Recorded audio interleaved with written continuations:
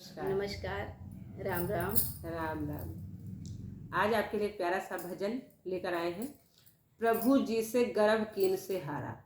जो लोग प्रभु भगवान जी से गर्व यानी घमंड करते हैं, प्राउड करते हैं, वो लोग हार जाते हैं।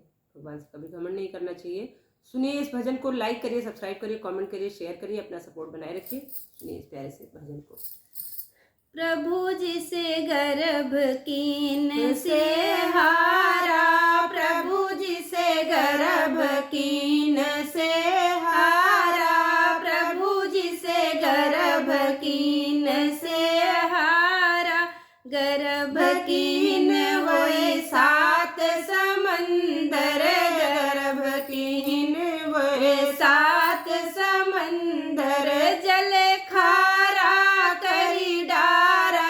प्रभु जी से गर्व कीन से हारा, प्रभु जी से गर्व कीन से हारा। गर्व कीन वही चकइयो चकवा, गर्व कीन वही चकइयो चकवा। रात बिछुड़ ना डारा, प्रभु जी से गर्व कीन से हारा, प्रभु जी से गर्व कीन से हारा। प्रभु जी से घमंड कीन से हारा, प्रभु जी से घमंड कीन से हारा। गर्व कीन वही बन करी घुमची, गर्व कीन वही बन